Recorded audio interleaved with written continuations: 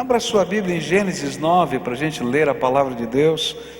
Aí depois vamos orar, depois você vai se assentar. Gênesis 9, a Bíblia diz assim, primeiro livro da Bíblia, Gênesis capítulo 9, versículos 18 em diante. Palavra do Senhor. Os filhos de Noé que saíram da barca com ele foram Sem, Cã e Jafé. Cã foi o pai de Canaã. E esses três foram os filhos de Noé, e os descendentes deles se espalharam pelo mundo inteiro. Noé era agricultor, e ele foi a primeira pessoa que fez uma plantação de uvas. E um dia Noé bebeu muito vinho, ficou bêbado e se deitou nu dentro da sua barraca. Cã, o pai de Canaã, viu que o seu pai estava nu e saiu para contar a seus dois irmãos. E então Sem e Jafé pegaram uma capa, puseram sobre os seus próprios ombros, foram andando de costas e com a capa cobriram o seu pai que estava nu. E a fim de não verem o pai nu, eles fizeram isso olhando para o lado. Quando Noé acordou depois da bebedeira, soube do que Cã, o filho mais moço, havia feito. E aí Noé disse o seguinte: maldito seja Canaã, ele será escravo dos seus irmãos, um escravo miserável. E Noé disse mais: bendito seja o Senhor Deus de Sem, e que Canaã seja seu escravo. Deus faça com que Jafé tenha domínio sobre muitas terras, e que os seus descendentes morem nos acampamentos de Sem, e que Canaã seja escravo de Jafé. E depois do dilúvio, Noé viveu mais 350 anos, e morreu quando tinha 950 anos de idade. Senhor Jesus, lemos a Tua palavra e sabemos, Senhor, que ela é viva, eficaz, poderosa. E nós te pedimos, Pai, que o Teu Espírito Santo aplique a Tua palavra aos nossos corações. Tu sabes o que nós necessitamos. Tu sabes, Senhor, o que vai no coração de cada homem, de cada mulher aqui. E nós queremos pedir a intervenção poderosa do Teu Espírito Santo aqui nesse lugar e sobre cada uma das nossas vidas. É aquilo que oramos em nome de Jesus. Amém e amém. Você pode sentar-se, querido, tá?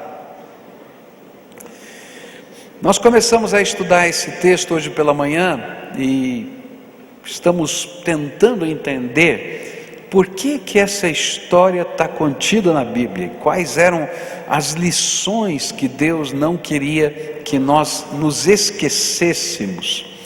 E pela manhã nós aprendemos que todas as nossas ações na vida têm consequências. Algumas são consequências positivas, outras são negativas, mas nós vamos ter que enfrentar as consequências daquilo que decidimos, fazemos ou falamos. E a primeira lição a respeito destas questões todas que estão envolvidas nas consequências dos atos de Noé aqui, foi a lição sobre o perigo da gente usar bebida alcoólica. E nós falamos não somente da bebida alcoólica, mas de tudo que pode entorpecer o nosso entendimento. E nós começamos a mostrar em vários trechos da Bíblia, no livro de Provérbios, no livro de Isaías, no Novo Testamento, em Efésios, em 1 Timóteo, em Tito, vários trechos da Bíblia que falam para que nós tomemos cuidado com relação a isso. E aprendemos que o ensino básico da Bíblia é o ensino da temperança, do autocontrole. Mas também estudamos, não é, que existe um movimento na história, no século XIX, no século XX, nos Estados Unidos, que foi o movimento da abstinência. E esse movimento chegou no Brasil através dos missionários que implantaram o Evangelho aqui na nossa terra. E aprendemos que a razão desse movimento de completa abstinência era porque eles entendiam que o alcoolismo naquela época era um grande mal social e que mesmo que você cuidasse de você, você podia introduzir pessoas nesse mal ao oferecer uma bebida ou a trabalhar nesse processo. E aí terminamos lembrando daquilo que diz Romanos 14, versículos 20 e 21, não destrua por causa da comida a obra de Deus, na verdade tudo é limpo, mas é um mal para o homem dar motivo de tropeço pelo comer. Bom não é comer, é não comer carne, nem beber vinho, nem fazer outra coisa em que o teu irmão tropece.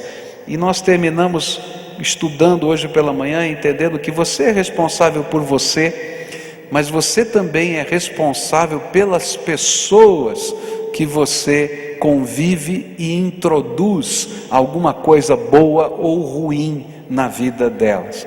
E foi muito gostoso pela manhã, no final, ver quantas pessoas que estavam aqui no nosso templo e que tinham sido um dia libertadas de vícios, quer seja com drogas, quer seja com álcool, quer seja com outra coisa qualquer. E foram muitas as pessoas que levantaram a sua mão, dando um testemunho: Jesus libertou a minha vida.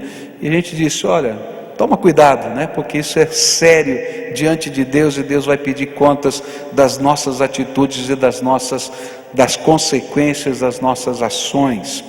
E também terminamos falando dos programas que a igreja tem para ajudar pessoas que enfrentam uma batalha dessa.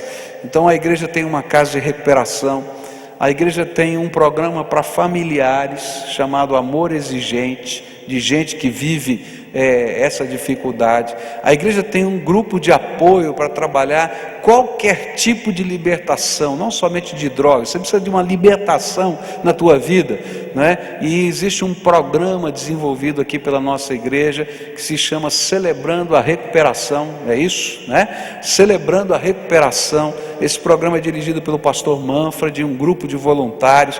É uma bênção, tá? Então, se você precisa de apoio nesse projeto, que eu sei que é uma grande luta social, nós queremos ajudar você, tá? Ajudar você, se você tem um problema, ajudar você como familiar, ajudar você que está querendo saber como lidar com essas situações. Então nós estamos aqui tentando fazer essa obra que é de Deus, porque cremos que em Jesus nós podemos ser livres, tá? Mas eu queria continuar essa noite. Queria continuar falando sobre outras lições, outras duas lições que esse texto me apresenta. A segunda lição que esse texto me apresenta é uma lição para todos nós. É a lição da falibilidade humana. E a Bíblia nos ensina uma coisa simples, mas tremenda para todos nós. Até os heróis da fé falham.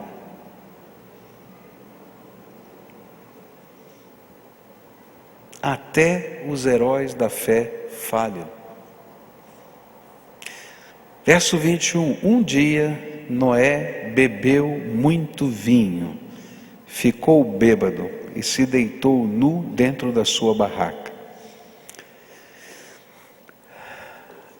A Bíblia está dizendo que não existe na face da terra nenhum ser humano, seja ele quem for, que não peque e que não falhe. Se você lembra da história de Noé, a gente vai relembrar que esse homem foi um profeta de Deus. Durante 120 anos ele pregou uma mensagem: Deus vai destruir essa terra através do dilúvio.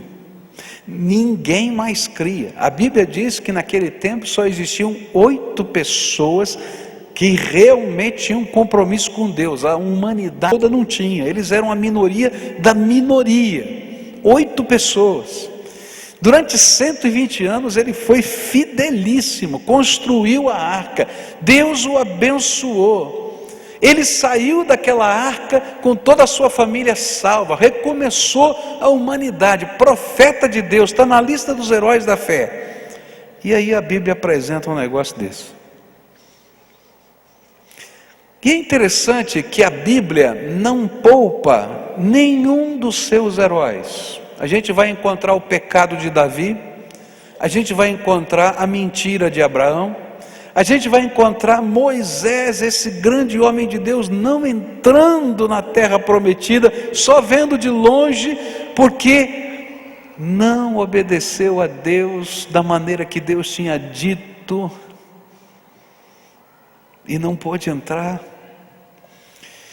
E apesar de todos esses homens serem heróis da fé e continuarem sendo heróis da fé, eles estão, e os seus pecados estão registrados nas Escrituras, para que eu e você entendamos uma lição. Não adianta só olhar para o defeito dos outros, olha para a tua vida, porque você também está cheio de defeitos. E eu não falo para você, eu falo para mim. Eu estou cheio de defeitos, que Deus tem que tratar na minha vida. E é por isso que 1 Coríntios capítulo 10 vai dizer uma coisa tremenda. Portanto, aquele que pensa que está de pé, é melhor ter cuidado para não cair. O que a Bíblia está dizendo é que é muito fácil escorregar.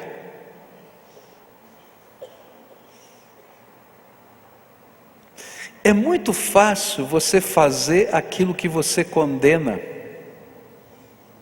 É muito fácil você acabar sendo contraditado pelos seus próprios atos. E uma coisa tremenda que a Bíblia mostra é que não há posição de autoridade ou espiritualidade que nos isente de falharmos e pecarmos. Por isso nós precisamos zelar pela nossa vida. E uma das coisas tremendas que a gente vai aprender na palavra de Deus, e que não faz parte da cultura desse mundo, porque na cultura desse mundo a gente diz que cada um é dono do seu nariz e que não deve satisfação para ninguém. Não é isso que a gente ouve todo o tempo? Mas na Bíblia, justamente por causa disso, a Bíblia vai dizer o contrário, que eu devo me submeter uns aos outros no amor e no temor de Jesus. Por quê? Porque eu preciso prestar contas da minha vida, da minha fé, um para o outro. E se eu não aprendo a prestar contas da minha vida, da minha fé, das minhas condutas, e se eu acho que eu sou sempre o dono do meu nariz e faço só o que eu quero, pode ter certeza que o escorregão está bem perto de você.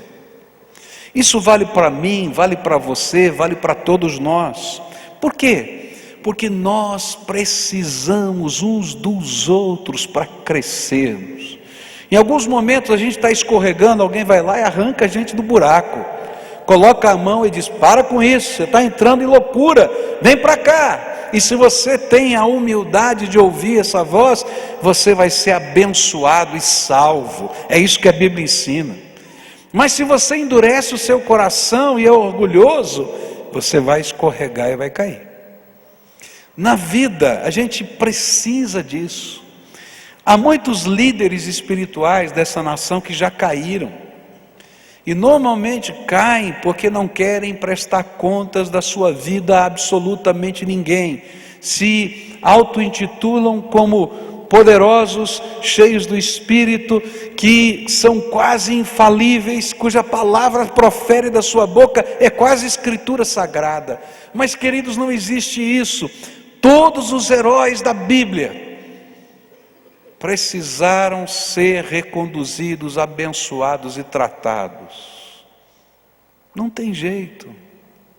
Sabe por quê? Porque nós não somos deuses, nós somos apenas servos do Deus vivo. E eu preciso prestar contas. Todos os movimentos de avivamento têm alguns elementos comuns. A oração é um desses elementos, a busca de Deus é outro desses elementos. A alegria de proclamar a salvação é outro desses conteúdos, desses movimentos, manifestações do poder de Deus. Mas há um elemento que aparece em muitos desses movimentos, que é o grupo de prestação de contas. Você vai encontrar, por exemplo, no pietismo alemão, que um dia, olhando para a igreja e dizendo assim: a igreja não está vivendo o que se prega, porque o problema não era o conteúdo da mensagem, mas era aquilo que era vivido pelas pessoas que ouviam a mensagem. E então eles começaram a formar pequenos grupos, e nesses pequenos grupos de busca da espiritualidade, um cobrava do outro. Você está vivendo isso que foi ensinado? Você está experimentando isso na sua vida? E um grande avivamento na Alemanha começou pelos grupos chamados pietistas. A mesma coisa vai acontecer na Inglaterra e nos Estados Unidos com o movimento metodista. O movimento metodista envolvia 12 pessoas que se reuniam nas casas, que ouvindo o sermão, cobravam uns dos outros viver o que estava sendo pregado.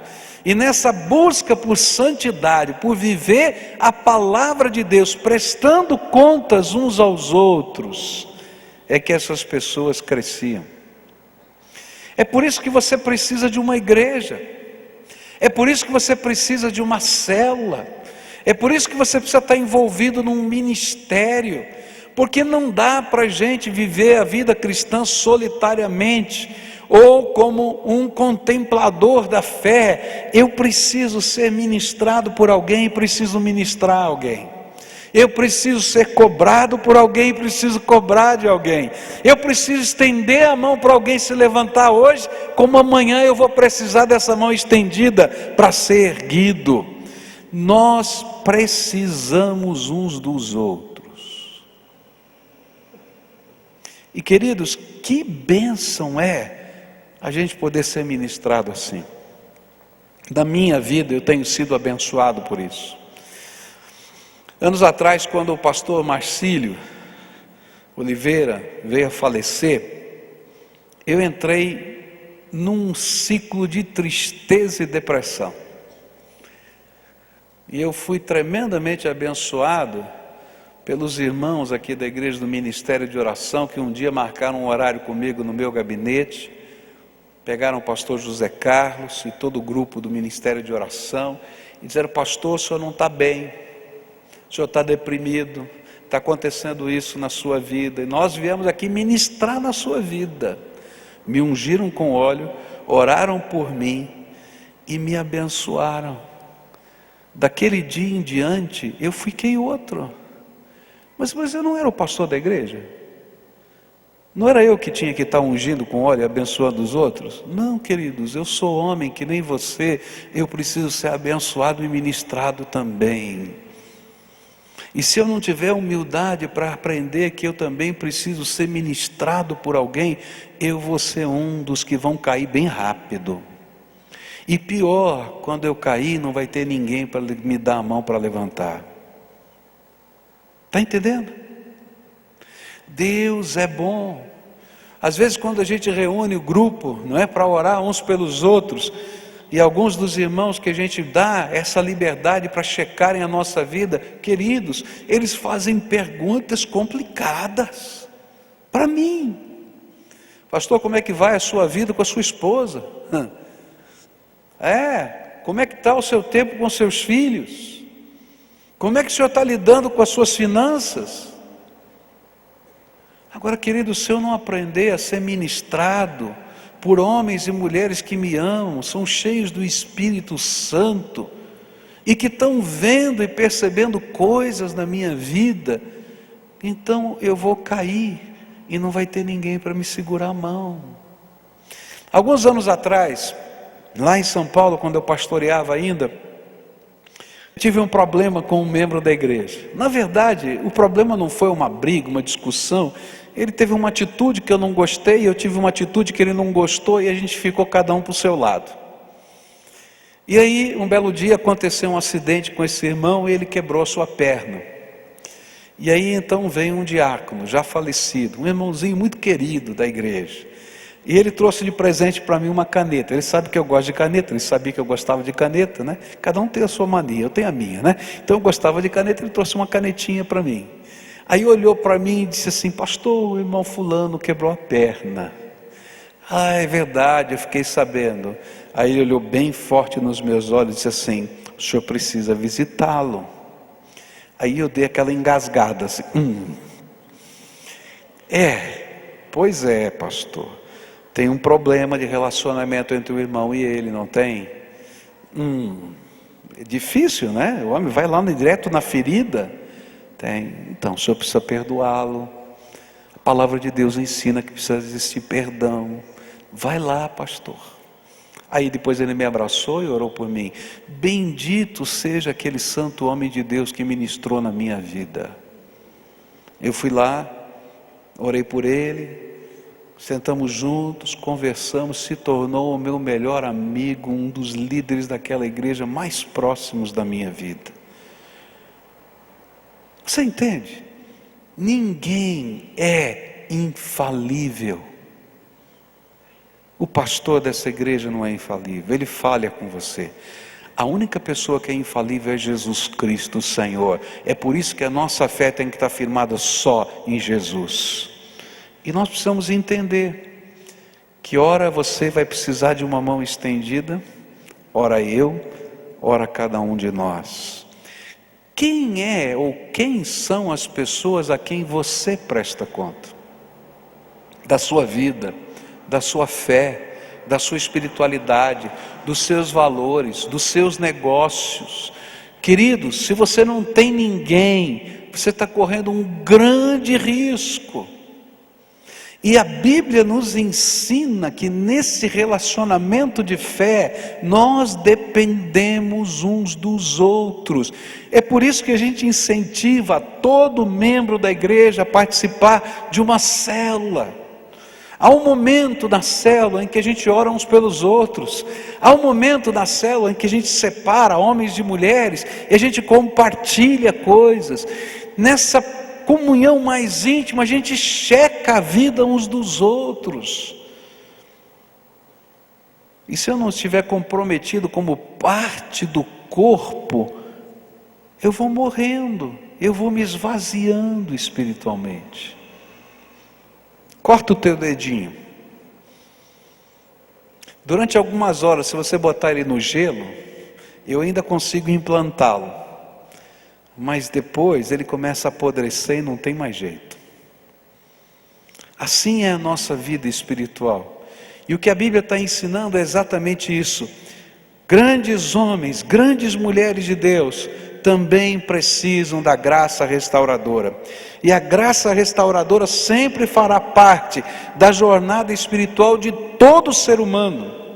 E nós sempre seremos convocados a exercer a graça restauradora no perdão, no soerguimento dos caídos, pois eu e você vamos precisar da graça restauradora de Jesus para sempre, até a volta do Senhor Jesus.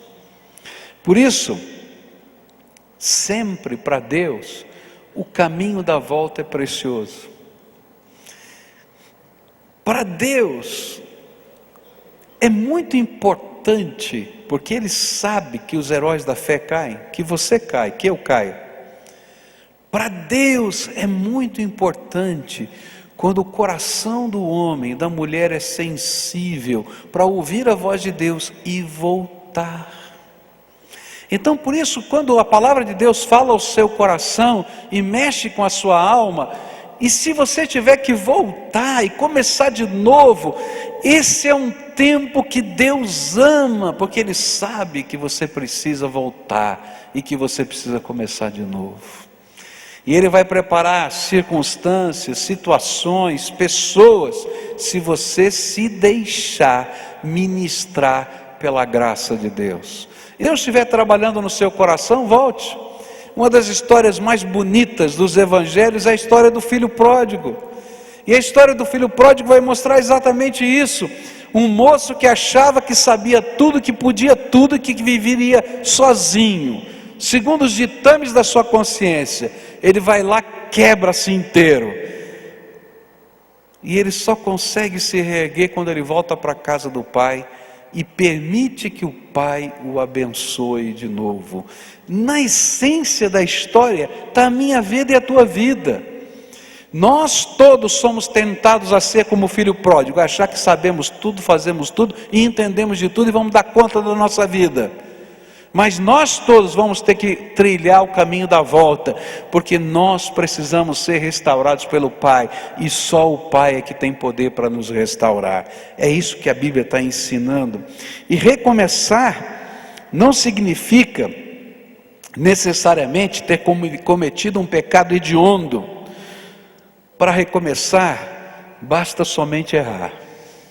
Você já errou alguma vez? Então você vai ter que recomeçar. Não tem jeito. Não é preciso você ter feito uma coisa terrível. Você já errou, você precisa recomeçar e Deus vai ter que trabalhar na tua vida.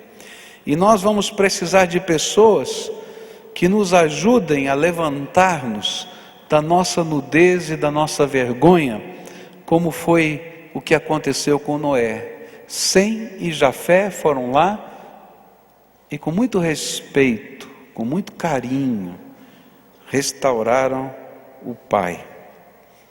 As pessoas que se dispõem a isto, devem fazê-lo como Sem e Jafé, com amor e respeito e não com desdém. Porque Deus ama restaurar pessoas, e talvez hoje seja o dia da sua restauração. A terceira e última lição que esse texto tem para a gente, é a lição central desse texto. É a lição do respeito aos pais e às autoridades. É interessante porque quando a gente lê esse texto, a gente fica com raiva. Eu tenho que confessar para você que eu fiquei com raiva, né? Porque assim, olha só, quem é que pisou na bola? Vamos falar o português claro. Quem foi? Noé. Agora, quem é que foi amaldiçoado? O filho, Cã, né? Eita, nome danado, né? Cã. Olha, a gente fica olhando assim, o que aconteceu aqui? E porque nós vivemos no Ocidente, nos parece estranho ler esse texto e entender o que está por trás dele. Mas o que está por trás são alguns costumes culturais que eram muito importantes naquela época. E um dos costumes culturais é que um filho nunca deveria descobrir a nudez do seu pai, que isso era vergonhoso. Você vai encontrar essa mesma expressão no livro de Levítico, no capítulo 18, falando que um filho não deve conhecer a nudez do seu pai, ou da sua mãe, da sua irmã, e assim vai colocando essas questões. Alguns interpretam esse conhecer a nudez como um ato sexual, mas aqui está por trás algo que tem a ver com o respeito. Muito forte isso. O que Noé fez foi vergonhoso. E a gente fica pensando, mas tá bom, tem esse costume cultural, mas por que Cão então foi amaldiçoado? Parece que o foco foi invertido aqui. Mas o que a Bíblia quer nos ensinar é que apesar de todos os defeitos das pessoas que sobre nós exercem alguma autoridade, sejam os nossos pais, os nossos líderes espirituais, nós precisamos manter o respeito por essas pessoas. Nós vivemos num tempo em que o respeito aos pais e às autoridades vem desaparecendo. E a gente vai vivendo numa sociedade em que esse valor de respeitar as pessoas mais velhas, de respeitar as autoridades constituídas, vem sofrendo uma degeneração tão grande.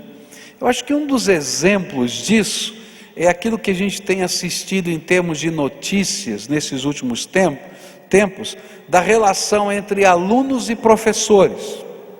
Você deve lembrar que alguns anos atrás uma professora foi totalmente quebrada, apareceu na televisão, num dos estados do sul do Brasil, por um dos seus alunos. E a gente vê isso se repetindo em vários lugares. Há algumas escolas em que os professores não querem mais trabalhar. O sentido de respeito e de autoridade se perdeu completamente no contexto da nossa sociedade. Você deve ter visto também recentemente a notícia de um pai que deu uma cintada numa filha e vai cumprir 3 meses de cadeia em regime aberto. Porque agora existe uma lei, a lei da palmada, e você não pode bater no seu filho. Não pode discipliná-lo dessa maneira. E aí a gente fica bravo com o juiz de São Paulo que mandou prender o pai, dos meninos menores de idade, das mães, das meninas e meninos de menores de idade, que faziam assaltos recorrentes na cidade de São Paulo. Por quê? Porque essa era a única maneira de trabalhar, visto que a lei proibia qualquer intervenção contra esse menino, ele não podia fazer nada. A gente vive numa sociedade em que respeitar a autoridade não é mais um valor, querido. E a Bíblia vai mostrar para a gente justamente o contrário. O que vai acontecer é que Cão, ele é amaldiçoado, porque quando ele olha para o seu pai, ele não o trata com respeito, mesmo ele tendo feito uma coisa errada. E ele sai da tenda do seu pai, divulgando o que estava acontecendo e envergonhando o seu pai. E mais, nessa expressão cultural do passado, ele entrou na tenda e não teve o mesmo respeito que os seus irmãos, que se cobriram e olharam de lado, mas ele não estava nem aí com isso. Parece muito estranho para a gente, porque pai e filho tomam um banho juntos no clube, não tem nenhum problema, mas naquele tempo não era assim, representava respeito. Quando o princípio do respeito à autoridade se perde em uma família, quando ele se perde numa sociedade, quando ele se perde em uma nação, logo nós veremos as consequências disto na forma da anarquia, da indisciplina e da violência. Pois aos poucos o temor do Senhor, que é a principal autoridade, se desfaz no nosso coração. O temor do Senhor não existe em muitos corações porque não há respeito às autoridades, nem respeito pelos pais.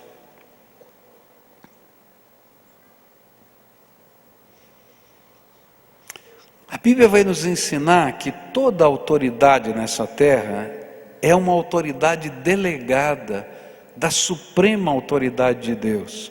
Romanos 13, versículos 1 e 2 vai dizer assim: obedeçam às autoridades, todos vocês, pois nenhuma autoridade existe sem a permissão de Deus, e as que existem foram colocadas nos seus lugares por Ele. Assim, quem se revolta contra as autoridades, está se revoltando contra o que Deus ordenou, e os que agem desse modo serão condenados. E essa foi a razão porque Cão recebeu essa maldição. E quando uma autoridade quebra os valores do reino de Deus, ainda assim ela merece o meu respeito? Esse é o tema desse texto. Ainda que Noé fosse reprovável, a atitude respeitosa de Sem e Jafé foi vista por Deus como um ato de graça e misericórdia. Certamente Deus teve de Noé, mas ele também tratou aquele que não soube respeitar e honrar o seu pai como autoridade sobre a sua vida. A pergunta fica, há limites para isso? Sim, a Bíblia fala que há limites. A Bíblia nos ensina o limite de que quando uma autoridade interfere naquilo que é a sua relação com Deus, ou da vivência dos valores de Deus, então nós chegamos no limite daquela autoridade da pessoa.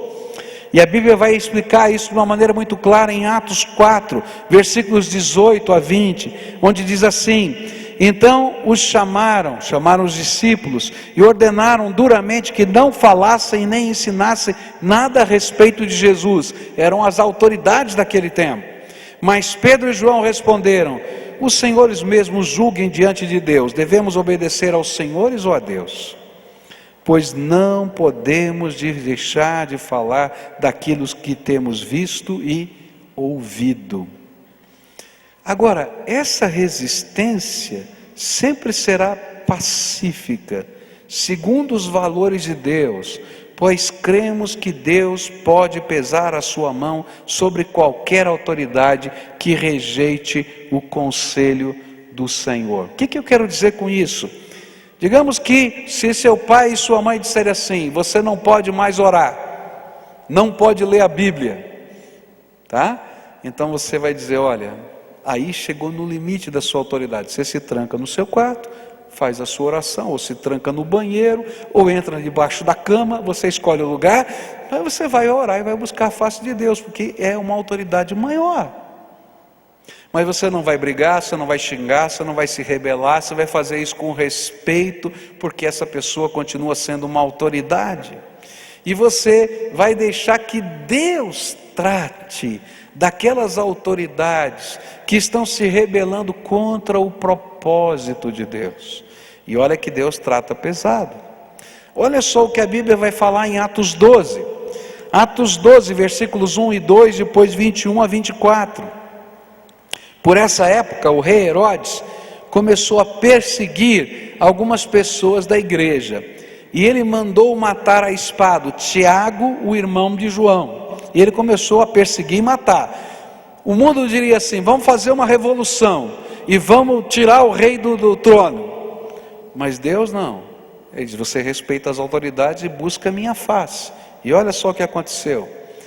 Herodes marcou um dia com os enviados de um outro país, e nesse dia vestiu a sua roupa de rei, sentou-se no trono e começou a fazer um discurso.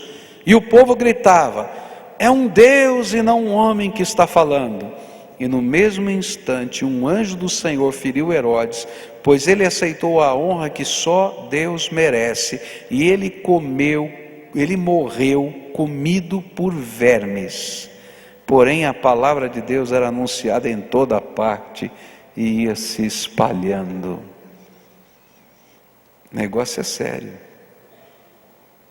A lição que fica aqui é que nós devemos honrar os nossos pais, honrar as nossas autoridades, aquelas que Deus constituiu sobre nós, crendo que isto é bênção do Senhor a nosso favor. E que levemos a Deus, a suprema autoridade, aquilo que precisa ser tratado. E na medida em que esperamos, nós continuamos a agir da maneira que a Bíblia ensina. Queridos, Deus é poderoso. Ele trata as coisas. Ele muda o coração do rei. Ele pode mudar o seu coração e o meu. Ele é tremendo. Agora, esses são valores de Deus para a nossa vida. Nós aprendemos duas coisas nessa noite. A primeira delas: não tem ninguém que esteja de pé que um dia não vai precisar de uma mão estendida. Entendeu a lição? Então, às vezes, a gente, ao invés de acusar, a gente precisa estender a mão para levantar. Porque um dia eu vou precisar dessa mão estendida para mim. Eu preciso viver e aprender a prestar contas da minha vida. Se você se acha só o dono do seu nariz, você está perdido. Você vai fazer bobagem. Eu tenho conversado com alguns pais que têm tido problemas com filhos adolescentes e jovens com relação à pornografia na internet. E eles dizem para mim assim: o que a gente faz quando isso acontece? O que eu tenho falado é uma coisa muito simples. Existe um programinha que você pode acessar lá no Google e descobrir qual é, que ele manda um reporte dos sites que você visita, tá? Para as pessoas que você quer que monitorem você. E eu tenho dito para os pais e tenho dito para os filhos da seguinte maneira: sabe, os dois precisam prestar contas um para o outro. Por que você não coloca no seu computador esse programa para o seu filho saber onde você está indo, e pede para o seu filho colocar no computador dele o que ele está fazendo para ir para você, e vocês dois vão ajudar um ao outro? Você está entendendo? Porque a gente precisa prestar contas uns aos outros.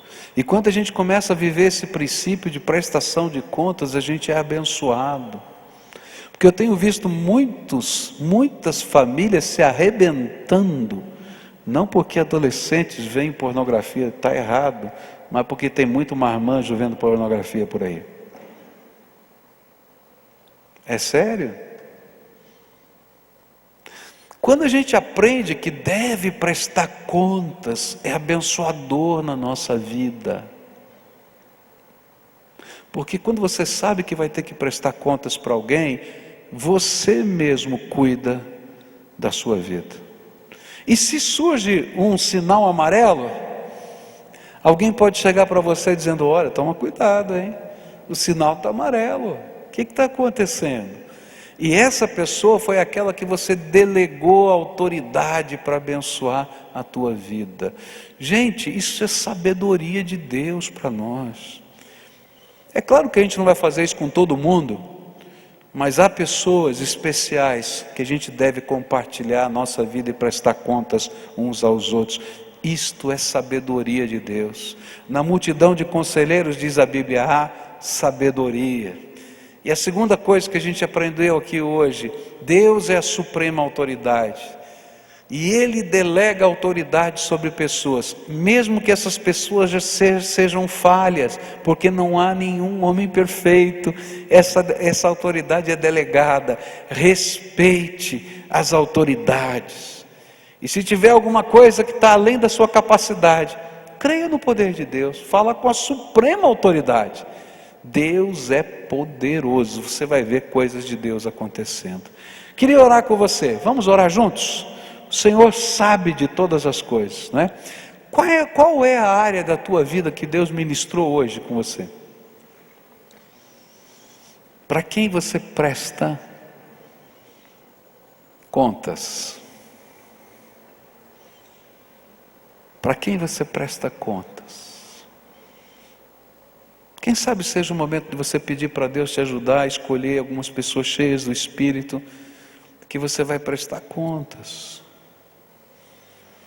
Que área da tua vida você precisa prestar contas mais intensamente? Porque há algumas áreas que você vai bem, mas tem algumas que você é suscetível. Você precisa de ajuda, queridos. Todos nós precisamos de ajuda.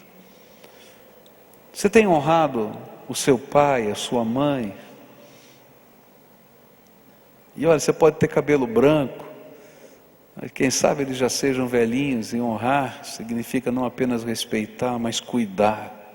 Tem cuidado deles? Está entendendo? Deus quer isso, faz parte da bênção que Deus tem para a minha vida e para a sua vida. Vamos orar a Deus juntos.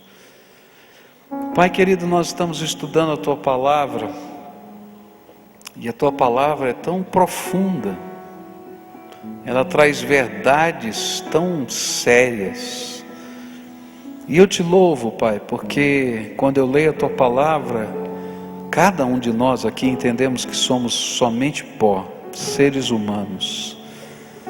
Quem precisa de misericórdia sou eu, quem precisa de graça sou eu, quem precisa de transformação, porque não há um ser humano perfeito, E para a gente precisar de graça e misericórdia, basta errar, e eu erro todos os dias. Me perdoe, Senhor. Eu preciso da tua graça, eu preciso da tua misericórdia. Eu preciso, Senhor, de pessoas a quem eu possa prestar contas. Eu preciso entender que quem necessita ser ministrado por alguém sou eu.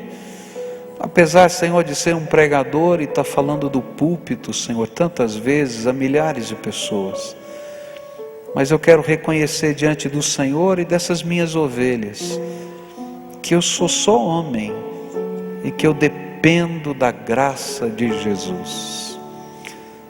E que, Senhor, às vezes as palavras que ministram, ou até as palavras que checam a minha vida, são benditas, porque elas me ajudam a refletir a vontade do Senhor na minha vida.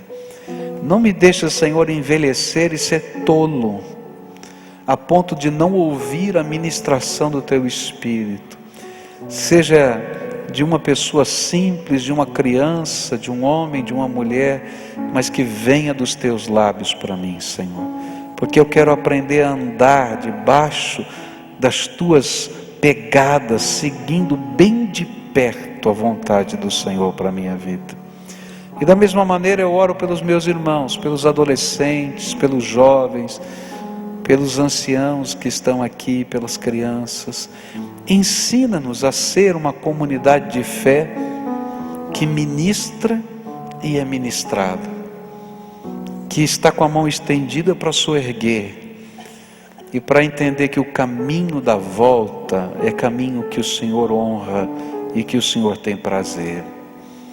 Ó Pai, eu quero te pedir também que o Senhor nos ensine a olhar as autoridades, a olhar o ancião, a olhar o pastor, o diácono, a olhar o professor, o pai, aqueles que têm autoridade sobre nós, como a autoridade do Senhor delegada. E mesmo, Senhor, quando encontremos erros, porque todos os seres humanos são errados, eu também, nós possamos continuar olhando com honra aqueles que o Senhor investiu como autoridade sobre nós.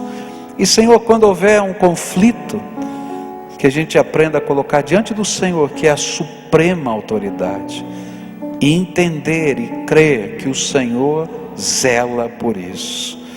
Ó Pai, nós não queremos o mal de absolutamente ninguém. Queremos, Senhor, que sejam tratadas as autoridades segundo a Tua palavra.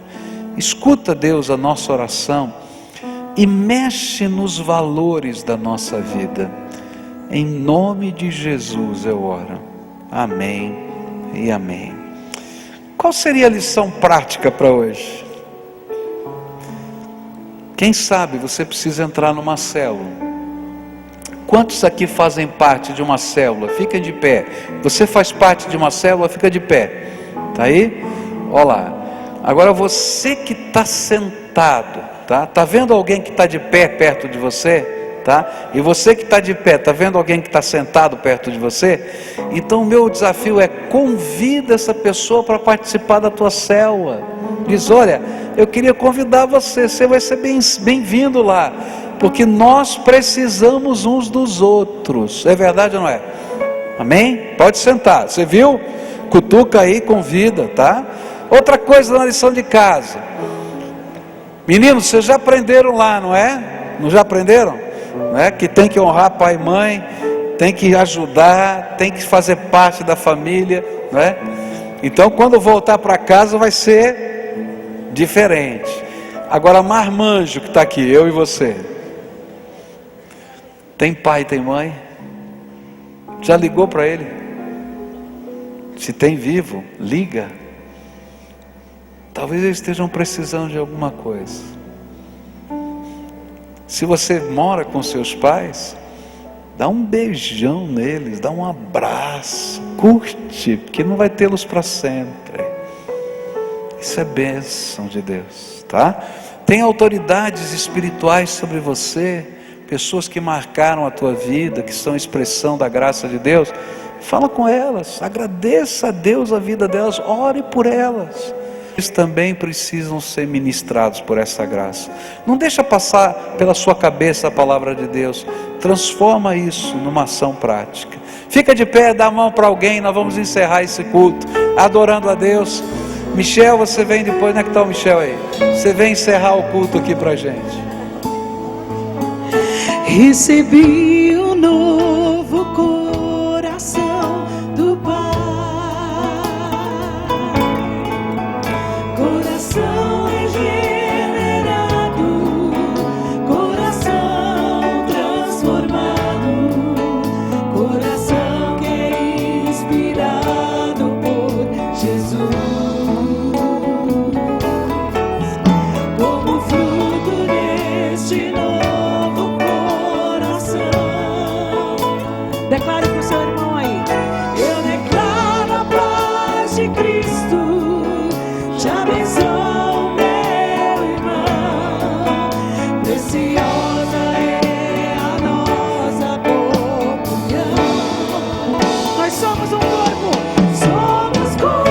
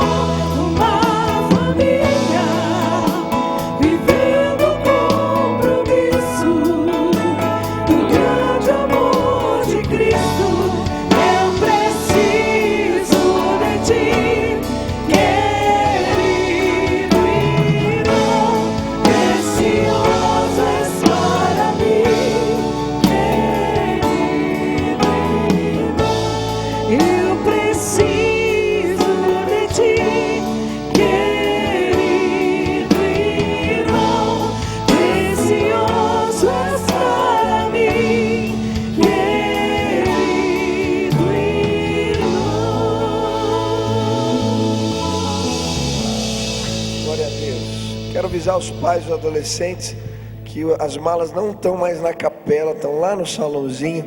Então, se você quiser retirar por causa do velório que vai ter, é lá no salãozinho, perto do salão social. Vamos orar. Pai querido, muito obrigado por esse culto tão especial, onde aprendemos tanto da Tua palavra. E Deus, aprendemos que somos vulneráveis, que somos falhos e precisamos da ajuda de Deus e da ajuda de pessoas. Por isso eu peço agora que o Senhor nos dê humildade, Pai, para reconhecer os nossos erros, as nossas falhas e pedir ajuda, Deus, a caminhar junto com alguém, a prestar contas, para que a gente possa cada dia crescer. Em nome de Jesus, eu quero pedir agora, Deus, que o Senhor estenda as suas mãos de bênção sobre esse lugar, sobre a vida do seu povo que aqui está. E quando estivermos indo para casa, que a paz de Deus seja com cada um de nós, Deus, e que possamos a cada dia buscar mais ao Senhor, e que esta palavra que aqui ouvimos hoje possa gerar frutos na nossa vida. É no nome de Jesus que nós oramos. Amém e amém. Deus abençoe a todos. Dá 10, 15, 20 abraços. Vai na graça e paz do Senhor Jesus.